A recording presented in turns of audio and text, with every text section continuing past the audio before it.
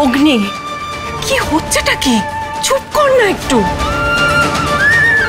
বাবা বাবা, আপনি এতটা উত্তেজিত হবেন না। কটা দিন ধরে যা যাচ্ছে তাতে করে আপনার শরীরের জন্য কিন্তু ভালো নয়। পাচক মশাই, আপনি এবার একটু চুপ করুন। এটা কি ধরনের ব্যবহার অগ্নি?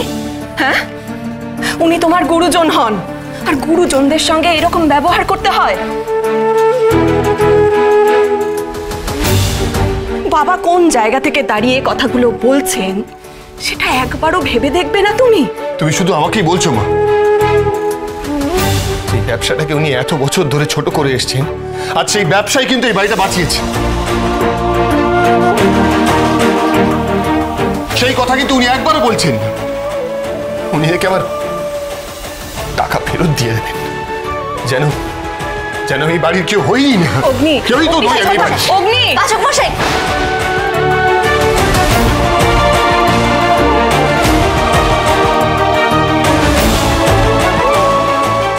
কাকিয়া বলছি যে তুমি একটু জলখাবারের ব্যবস্থা করো, আমি একটু ওনার জন্য কফি বানিয়ে নিয়ে যাচ্ছি। বাবা, আমি ক্ষমা চেয়ে নিচ্ছি অগ্নিভোর তরফ থেকে। আমার ছেলেটা একটু শিশু, ও যেদিন কোনো মানুষের আত্মমর্যাদার ব্যাপারটা বুঝবে সেদিন ও বড় হবে। আমার বড় নাতি আমাকে কোনোদিনই বুঝলো না। আমি তো বরাবর চেয়েছি যে আমার ব্যবসাটা ওই দেখুক, ওই দেখাশোনা করুক, কিন্তু ও তো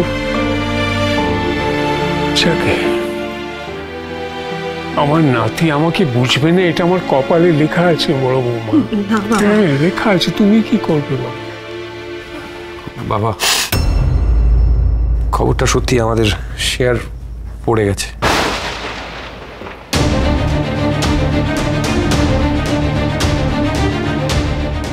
এখানেই শেষ নয় তিমির, এই কুৎসার জল অনেক দূর গড়াবে। যে বা যারা এই কালি ছেটাতে নেমেছে তারা এত সহজে আমাদের নিস্তার দেবে না, দেবে না তিমির।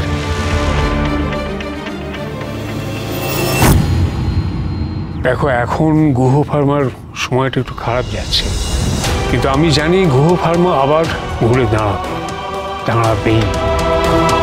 সেদিন কিন্তু এই বাড়িটা আমি আবার নিয়ে নেব, আর এই বাড়িটা আমাকে বিক্রি করে দিতে হবে। আমি তোমাকে টাকাটা দিয়ে দেবো।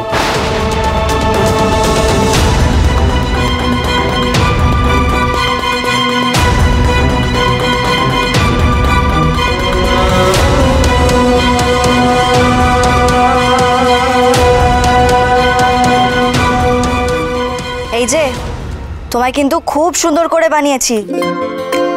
1.5 চামচ দিয়েছি জলে গোলার সময়, আর ফেনা ওঠার পর আরো কয়েক দানা দিয়েছি। এবার কিন্তু তোমার দায়িত্ব, দেখো যদি ওনার মাথা ঠান্ডা করতে পারো। এসব ইয়ার্কি কিন্তু আমার একদম ভালো লাগছে না। ওমা, সেই জন্যই তো কফিটা নিয়ে এলাম। এই বিষটা না খেলে তো আপনার আবার দিনটাই শুরু হয় না।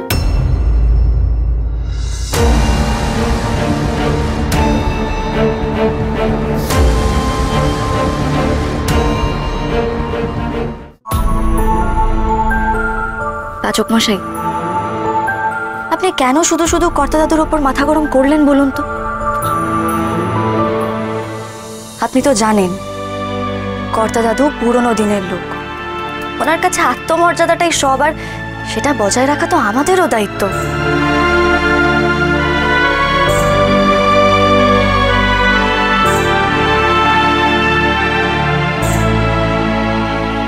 আপনি তো দেখতে পাচ্ছেন গুহ সাম্রাজ্যের কি অবস্থা হয়েছে। এই সময় যদি আমরা ওনার পাশে না দাঁড়াই তাহলে কে দাঁড়াবে বলুন তো? আরেকটা কথা বলি পাচক মশাই, কর্তা দাদুর শিরদাঁড়াটা কিন্তু আপনি, তাই আপনি যতবার ওনার বিরুদ্ধে গিয়ে তর্ক করেন ওনার শিরদাঁড়াটা ভেঙে যায়। এই জ্ঞানগুলো দিবি বলে কি কফিটা নিয়ে এসেছিস তুই আমার জন্য?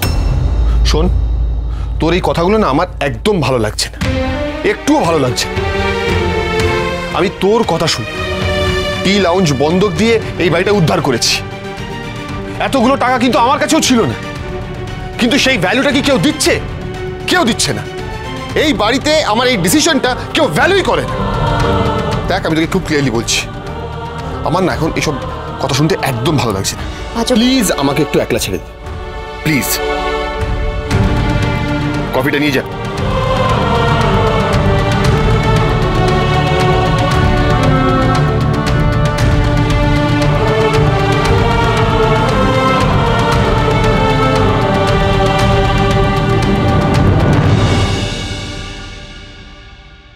ব্রো,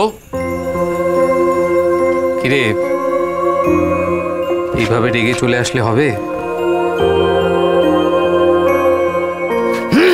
শোন না, আরে দাদান তো এরকম করতেই থাকে, নানান রকম কথা বলতেই থাকে, তুই কেন গায়ে মাখছিস বল? ও আচ্ছা, উনি আমাকে বারবার হিউমিলেট করবে এবং সেটা আমাকে মেনে নিতে হবে। না না না না না, ঠিক আছে ঠিক আছে, এখন এসব কথা বাদ দে না তোরা। এই অ্যানি কিছু বল। অ্যানি কি করছিসটা কি? ব্রোকে কিছু বল না। উনি বোধহয় ওই সমাজ মাধ্যমে ফুল এবং চকলেট দাতাকে খুঁজে বেড়াচ্ছে। একটু চুপ করুন না। এই ব্রো, এটা তোর ফটো না? হোয়াট? হ্যাঁ, তোর একটা ছোটবেলার ছবি।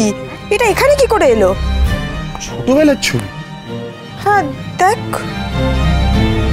কই দেখি। কার প্রোফাইলে আছে এই ছবিটা? এটা তো প্রমিতের প্রোফাইল, ওই শেয়ার করেছে। প্রমিত মানে? প্রমিত।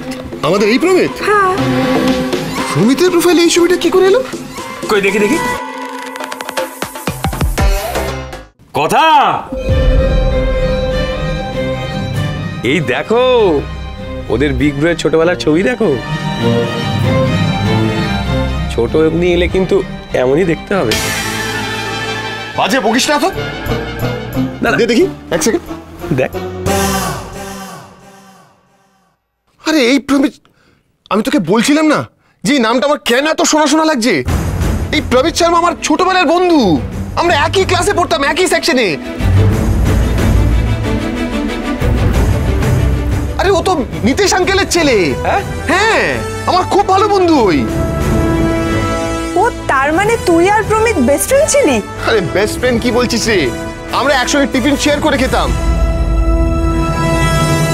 In fact come to think of it, ও তো ছোটবেলায় দেশ ছেড়ে চলে গেছিল। সত্যিই তো।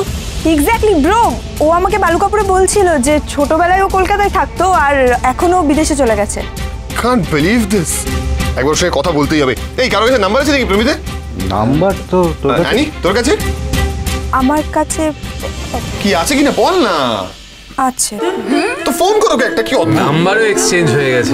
আচ্ছা, আরে তুই কর তোদের কথা শুন। নাম্বার ব্যাস হয়ে গেল। কি?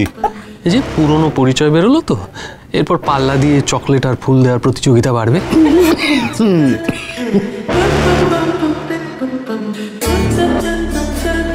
উনি পাচক মশাইয়ের পুরনো বন্ধু? তার মানে আমি যা যা ভেবেছি সেগুলো সব অমূলক। ভাগ্যিস মনের কথাগুলো মনেই রেখেছি, ওনাকে বলিনি, নইলে তো উনি খুব রেগে যেতেন। কি এত ভাবছিস বলতো? কথা ভুলভাল কিছু ভাববি না কিন্তু। আর মনের মধ্যে কি চলছে এখনই অগ্নিদাকে জানানোর দরকার নেই মনে হচ্ছে আমার।